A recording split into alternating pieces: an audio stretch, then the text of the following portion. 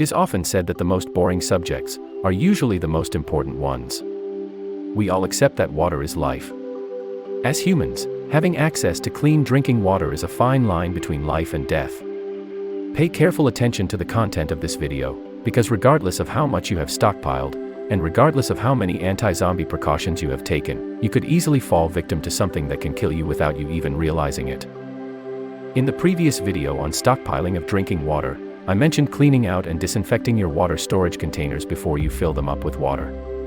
If you can afford it, you should also keep a strategic quantity of commercially produced bottled water. Commercially produced bottled water, if unopened, usually have a longer shelf life of around 2 years, and these could be stored as a fail-safe to your tap water reserves. Together with your actual stored water reserves, it is equally important to keep in mind that during an emergency where regular water service has been interrupted, like a hurricane, flood, or water pipe breakage, local authorities may recommend using only bottled water, boiled water, or disinfected water until regular water service is restored. This same guidance will apply in any situation where water quality is doubtful, or if you draw water from a source that is not quality treated. Before I go any further, it is important to make this point. That Old Faithful in your ceiling, or on your roof, or mounted somewhere else in the vicinity of your house, is not the solution to your drinking or cooking water needs. Yes, I am talking about that water geyser or water heater which most of you realize you only have one when it malfunctions. Water geysers or water heaters have a temperature range of anything from 50 to 75 degrees Celsius. Most geysers have a default thermostat setting of 60 degrees Celsius or higher. Studies have shown that bacteria will start growing in the water if it's lower than 50 degrees Celsius. Experts will tell you that, as much as you may sometimes use water directly from the geyser for cooking or drinking that occasional cup of heated water, that this is not healthy at all. Over time, geysers build up sludge that will contain sand residue, potential bacteria, and other unwanted hazards. You definitely do not want to use the water from your geyser for drinking or cooking without first disinfecting it. If you store and manage your water stockpile properly, then at time of need there will be no need to disinfect it. However, on occasion, and for whatever reason, should you have to draw water from another supply source that is not under your management or control, you must ensure that you only use water that has been properly disinfected for drinking, cooking, making any prepared drink, washing dishes, and for brushing teeth. Drinking contaminated or unclean water is linked to transmission of diseases such as cholera, diarrhea, dysentery, hepatitis A, typhoid, and polio. You can become immediately sick with diarrhea, bouts of vomiting, and stomach pain.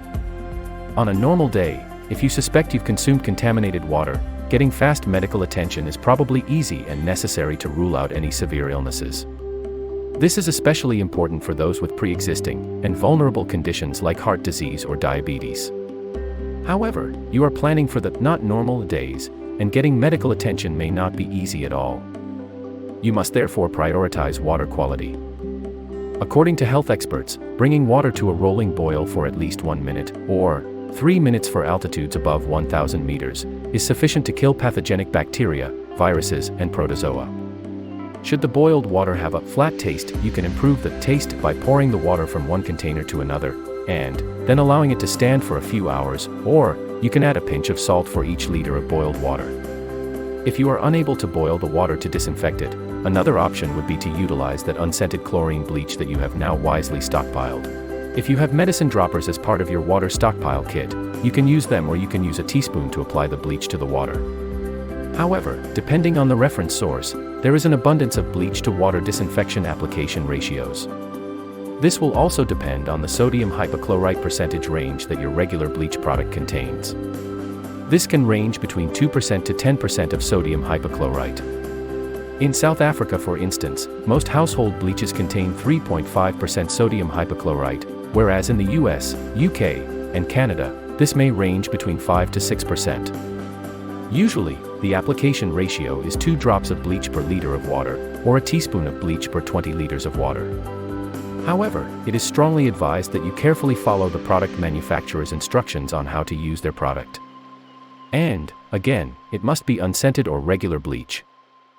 Should you stock water purification tablets, whether in chlorine or iodine form for purposes of emergency purification of water, invest in the good ones, and even then, make sure you read and follow the instructions to the letter. Chlorine water purification tablets are generally safe, but inappropriate use can lead to irritation of the mouth and throat, and may also cause stomach problems.